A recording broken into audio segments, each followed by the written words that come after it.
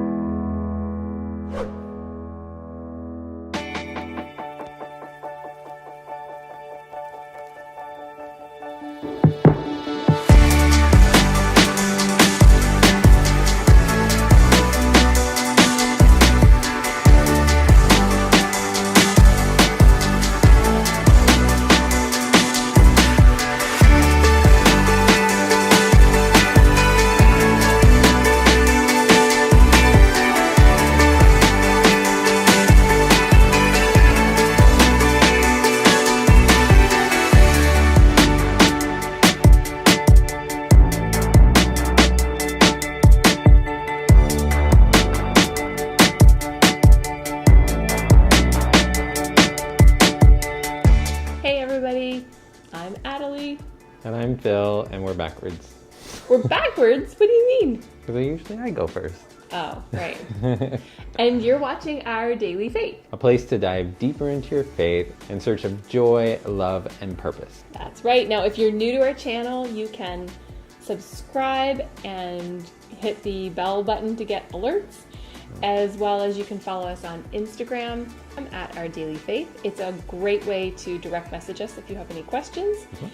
And we're also on Facebook, also Our Daily Faith.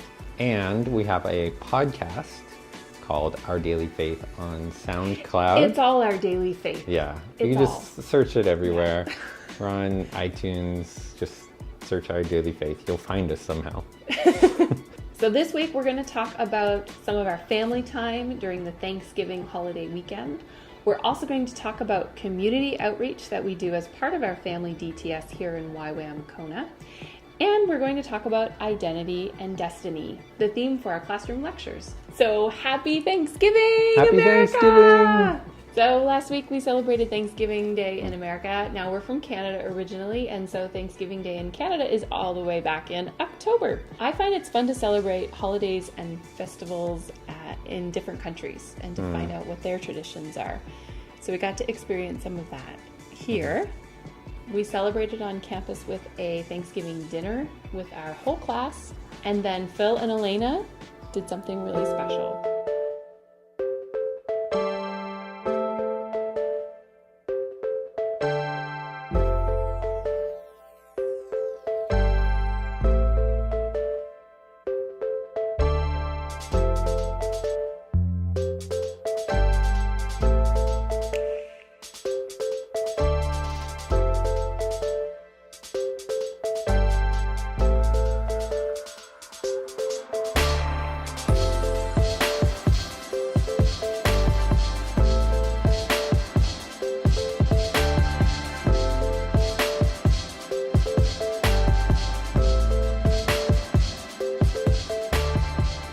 To a seahorse farm, which was so much fun.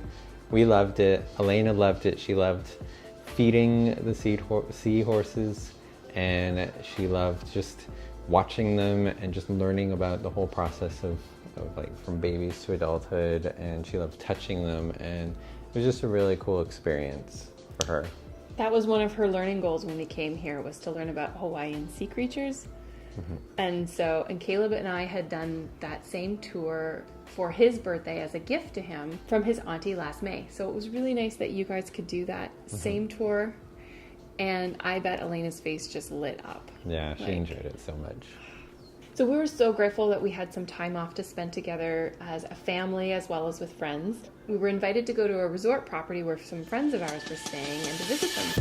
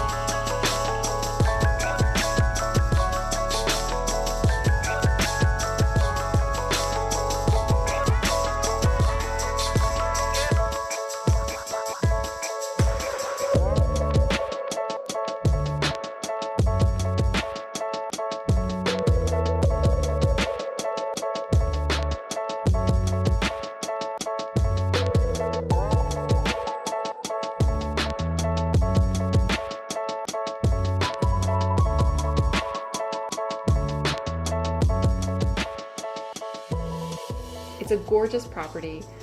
There's different pools and there's waterfalls and water slides, and it was really big blessing to be able to enjoy those amenities. And my favorite part, can you guess? The underground secret in a cave hot tub Yes. thing? You're in one of the pools and there's this huge waterfall coming down that, like, if you actually go under it, it really pounds you. I went with Caleb. I'm holding Caleb on one hip and I kind of go right over to the corner of it where there's not much water falling at all. Water falling, not water. Anyway, that's...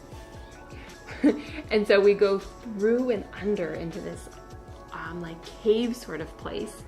And then we turn and you swim to the back and you get out of the water, and then there's this secret hot tub right there. And that was so cool and so much fun. The property is so big. We had visited this last year. It's the Hilton in Waikoloa. I think the best part was just spending some time too with the families, because there were several families from our DTS. They were all just relaxing. And we didn't know that was going to happen. We arrived there and then they were like, oh, we know that. Oh, we know that. Oh, they know them. There was a whole bunch of families from our family DTS class. So that was really fun. We don't eat out that often, but we decided, since this was a holiday, that we would go out and do something special. So we went to a place called the Mauna Kea Resort.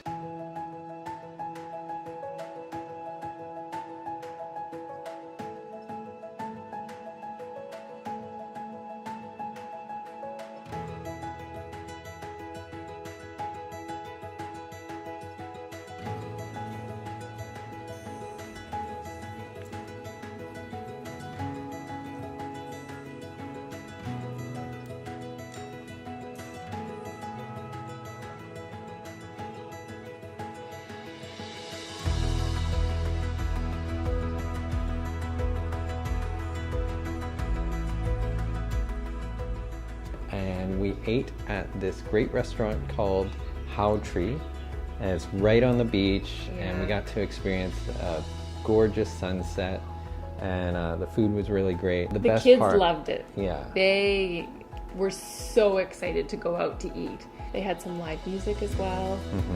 This guy really playing nice. Beautiful music on the guitar. So then, They also have parrots there. oh yeah, and those are really cool. They're beautiful. So when we were finished eating, we took a walk along the edge of the property around the waterfront. And there's this place where they have this big spotlight shining into the water. And we heard that they have manta rays, and you can see them right there. So we thought the kids would absolutely love this. So we took them there and we waited, and we saw some fish, like a school of fish, which was really cool, but no manta rays. So we're waiting, and we're waiting. Kids are starting to get a little bit antsy. We're still looking out, still hopeful to see something. We're watching snorkelers that are in the water that have like paid for their boat tours and things like that, and are hoping that someone's going to see something. Anyway, I'm about ready to give up, and the couple next to us is kind of like, oh, okay, well, we're getting ready to leave too, but let's just stay for 10 more minutes. As I look and I'm like, yeah, okay. Like, we could stay, we can do 10 more minutes too. That's a good idea. All right. A couple minutes later,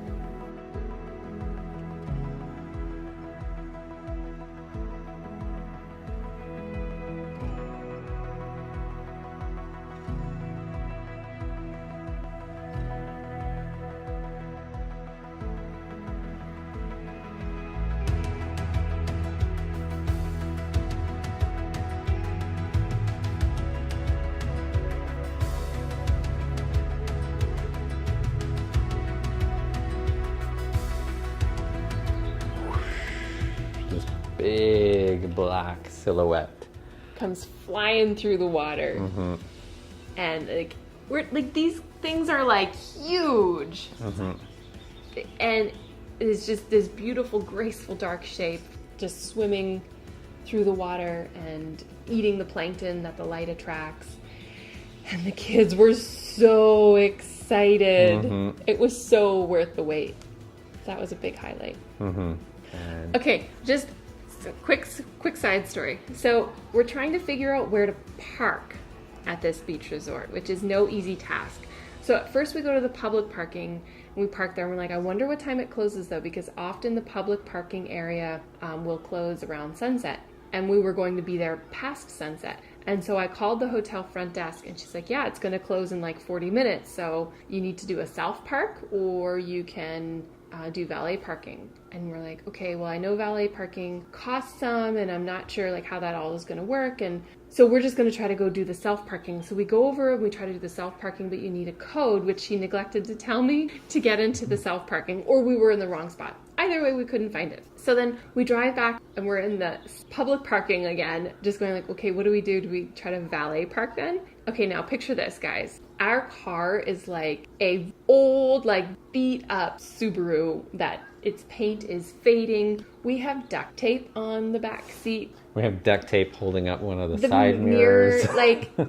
But it gets us from point A to point B. So we're thankful for it. But I'm thinking like, we're going to pull up to valet parking in this like expensive resort in our beat up Subaru, and someone's gonna like valet park our car. Like, I just thought it was the funniest thing. And so anyway, we did end up valet parking, but the restaurant validated our valet parking, so we ended up not having to pay for that, which is so nice. It was. Yeah. So as we're talking about Thanksgiving, one thing that I'm really thankful for is during our whole DTS program, we are practicing community outreach. I'm thankful for the opportunity to practice it before we actually go on outreach in an international location. So community outreach is a great way to practice our skills in our local area. So as a DTS, we go to a specific location, and sometimes what we'll do is they call it a treasure hunt, where before you go out, you actually take time as a group. We pray about who we're supposed to pray for. And sometimes God will give us images of people or of things to look out for. Then we go and we try to find those things. And if we find them, then we go and we pray for that person. It's a really, really cool experience. This one time, I heard God say to go to the skateboard park at Old Airport, that there was someone there who he wanted to talk to.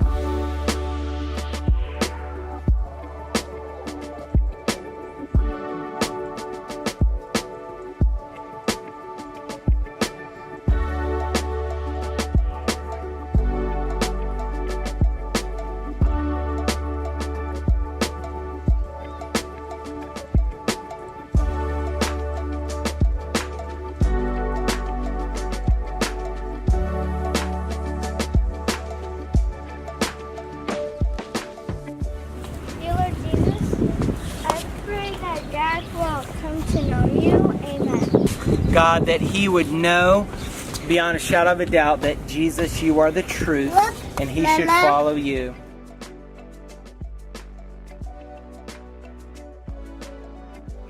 The coolest thing was that we got there as a team, and there was a guy, just one guy, like at the skateboard park.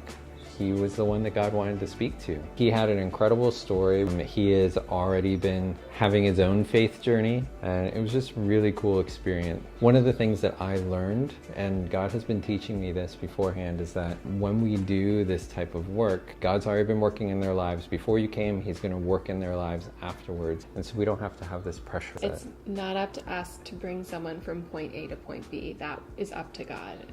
Our work is just to hear what God has to say to us, what he wants us to do or say, and to obey that part of it. Yep. And we might just be a small part in someone's story, but just by loving other people and showing them that we care about them, that can have an impact. So it's a really cool thing that they do as a part of Family DTS. So we had a wonderful surprise happen to us this week, guys. Okay, can you read it first, Elena? What does it say? The McNevin tribe. Open this.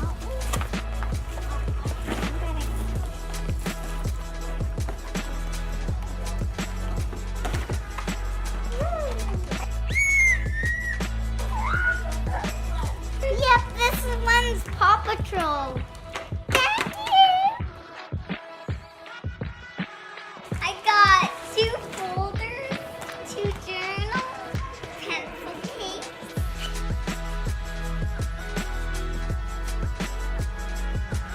So Camille and Calvin, thank you so much for the care package. Like, we appreciated it so much, every single one of us.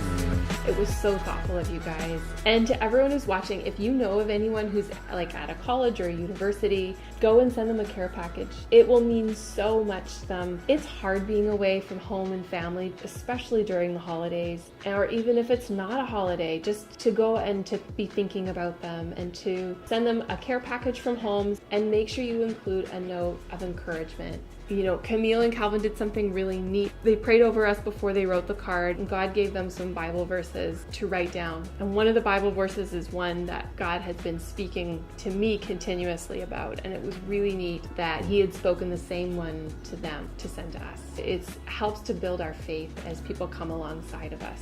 So thank you so much, you guys. Calvin, Camille, your friendship has meant so much to us. We have learned so much from you guys about generosity and giving. There have been so many times where we have seen you give selflessly, and you have inspired us to be more generous people as well. So thank you. Oh my goodness, we almost forgot to talk about our class. Oh, okay, right. So this past week we talked about identity and destiny. Our speakers this week were incredible. I know that they typically are some of the favorites of people who have taken family DTS in the past. Oh, I didn't know Carlos that. and Reagan, and Okay. yeah, they're so good at just communicating. I can really feel a lot of love coming out of them whenever they talk, and Yeah. I missed a lot of it because I was still sick, but I did really enjoy the one day that I did get in class. Carlos was an orphan born in Chile. He was adopted by a farming family in the US, he and his brother. So Carlos talked a lot about the orphan spirit, what it is, how we all can carry an orphan spirit. And he told this really cool story about what it means to be a son rather than an orphan. He's been with his new adoptive family for a couple of days to a week. They don't speak the same language as their adoptive family yet, and so there's a really big challenge in communication. Up until now, their family, his mom has set the food right in front of him, and he's eaten it. But this morning, his parents are busy, they're getting ready, it's Sunday morning, go to church. So he's in the kitchen and he's hungry and he's wondering, like, when am I going to get to eat? His adoptive brother comes into the kitchen, opens up the fridge, takes out a jug of orange juice, takes a drink and puts it back in the fridge. And Carlos is watching his adoptive brother as he's doing this. And he's thinking, maybe could I do that? Would I get into trouble for doing that, or could I do it? And he's looking around and his adoptive brother's not getting in trouble for doing this, and he did it like it was nothing, like this is perfectly normal to do. Because as an orphan, nothing in that kitchen has ever been his. And so he's never been allowed to just go and to take food from any kitchen before. But seeing his adoptive brother do it, he thinks maybe I can do it. So very hesitantly, he goes up to the fridge, he opens it up, he kind of looks around, he takes the jug and he takes a drink and puts it back.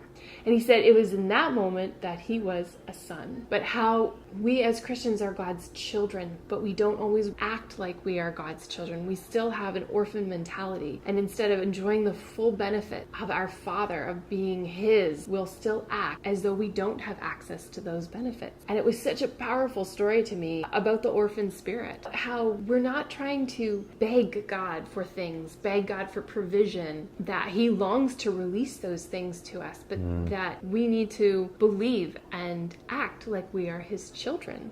Whether it's God's favor, His grace, His forgiveness, like we don't need to beg for any of that. It's already ours, but we need to claim it. And the more and more that we own our sonship and our daughtership with God, and the more that we act and we know that we are His and we're walking in that, the less we tend to focus on ourselves and our own needs, and the more we tend to look outwards to other people's needs. The more we're able to not give from a place of, I am so low and I must serve you, or I must serve in order to earn something or earn favor or goodness, but I'm doing this out of love. Like I am loved and I am secure and I'm walking in that. And God is showing me His heart for other people. And just how important it also is the fact that he saw his adoptive brother do it, and that's when he thought maybe he could do it. And why it's so important that we live in community and that we live together as the body of the church. Not the building, but really the relationships and the connections that, when I see you do something or act in a certain way with God then that I have never seen before, have never thought I could do, then it helps me to think maybe